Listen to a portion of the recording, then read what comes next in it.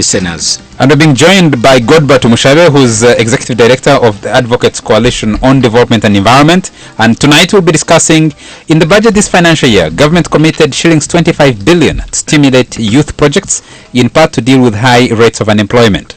According to the arrangement, participating banks would put another 20 billion to raise the total fund to shillings 45 billion. But 3 months to the end of the financial year, government is still working out with the banks how this money can be accessed, who can access it, and whether it is targeting the right groups of people.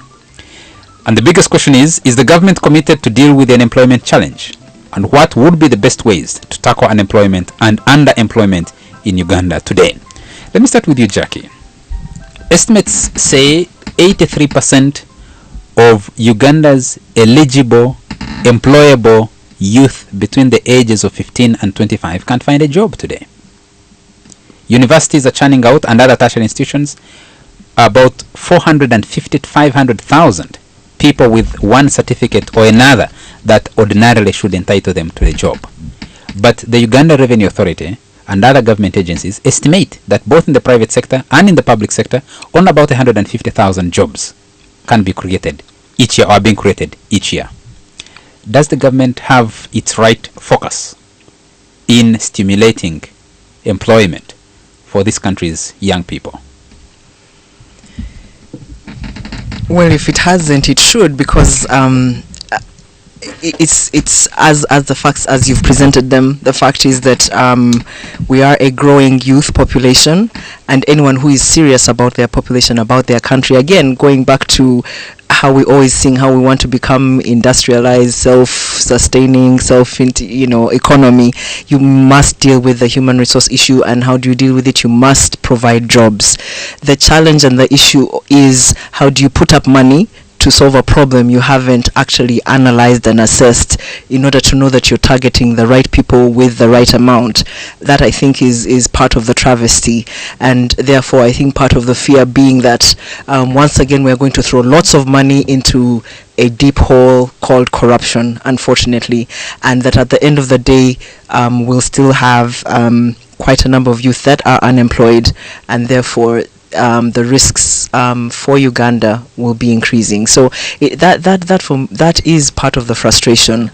They haven't just known this. It's been a growing, you're a government that has for the longest time promoted education, and so the assumption being that once you know that you're growing the number of educated youth, they will be coming to a market, which market needs to be ready to absorb them. So what are you doing on the market side to ensure that these youths that you have educated, that you have invested in educating, are employable, are going to find jobs at the end of the day? Norbert, some of your strongest enthusiasts would say you missed becoming president by a whisker. Others say that you focused your campaign on Uganda's young population. This fund, 45 billion in all, do you think the government had its thinking in the right place in saying, let's put the money there, let the young people access it, and if one person accesses the money and they're able to employ 2 or 3 people, gradually you would have dealt with the problem? I think to stimulate employment, this government has never been consistent in creating jobs. In fact, the biggest failure of this government, indeed its very undoing, will come from the restless, unemployed people. Uganda has one of the youngest populations in the world. Indeed, 80% or more of Ugandans are below the age of 25. So, if you look at the proportion of the budget which has been dedicated to this youth entrepreneurship scheme, then you know that this is not a priority for the government. So your question is this the right approach? The right approach is to make it a priority, first and foremost. I think our priority as Uganda is to deceive ourselves that we are a superpower because we can intimidate Burundi, we can go and send troops to Somalia. We have 6 jets which on Independence Day we fly and roar around and like gorillas in Bwindi and Mgahinga, thumping our chests that we are king of the universe. I think it depends on where we lost our way. I want to take you back. When President Museveni came into power, he said he wants an integrated, independent, self-sustaining national economy. Now, but because of the pressures of the world economy and friends in quotes from World Bank and IMF, the government was compelled to withdraw investment from social spending, especially in education. I was one of those who led protests and resisted this kind of thing. Jackie was there with us. I was there too. I'm still starting with Jackie. Godber was there.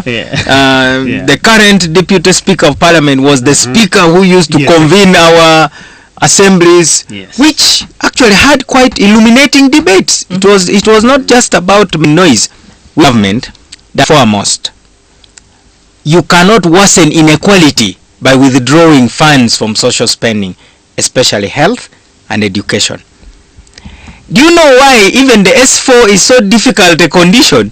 It's because we have not invested.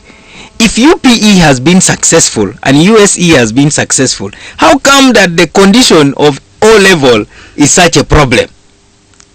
Now, that in itself is a comment on the effectiveness of our education policy. But you would want to ask me, if you were the president, what would you do? Because you know, each time we open our mouths, we are told you are always criticizing, come up with some alternative policies. Now, these alternative policies we have, the 25 billion or 50 billion is not enough.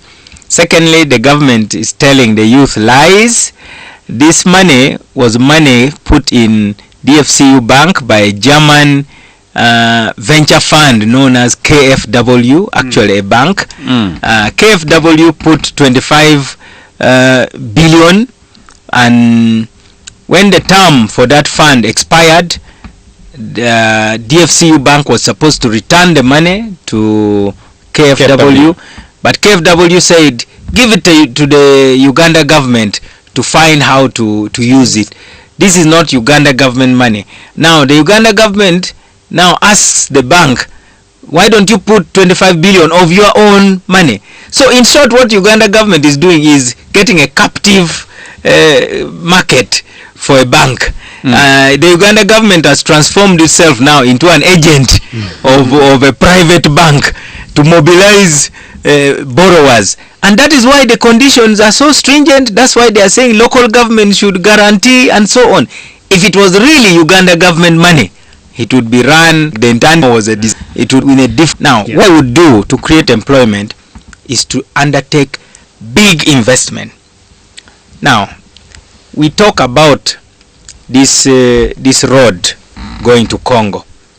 Building that road can absorb a lot of energy. When America was in the Depression, that's when they launched big projects like the Tennessee Valley Authority, which we studied in geography, where the St. Lawrence Seaway in those Canada. Those are big government projects. The Hoover Dam. You know, big projects can only be done by government, and government shows that it is government by doing big things, just like God shows that He's God in the Red Sea, something which no one can do. But here the government is also involved in launching 25 watts, which also Garuga managed to launch in Chihihi the other day. Now if you launch also 25 megawatts, then what will Garuga launch? I actually got confirmation from the Minister of Energy, the junior Minister of Energy yesterday.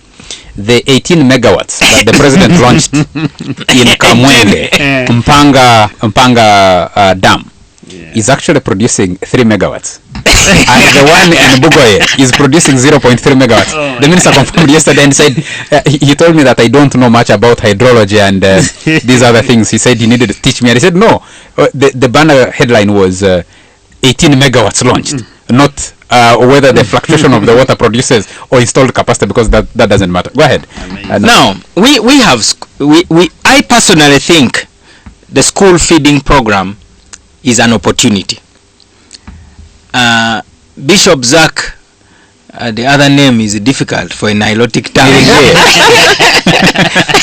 A Nilotic tongue, even mine, which is also partially Bantu, sometimes has a problem pronouncing Niringie. Yes. So, if we had a market for grain to make porridge, to make food, and beans for lunch for kids, do you know how much people would be working? I grew up in a village. We had a project known as the Smallholders Tobacco Project. You knew that there was a market to buy your tobacco.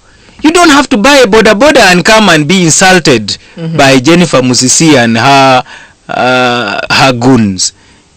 The money finds you because you are busy. You're taking us into another area. I'd like us to come back to that. I am sort of, I think, painting in broad strokes, but my first recommendation is that we need big projects that can absorb the energies of our youth. I don't think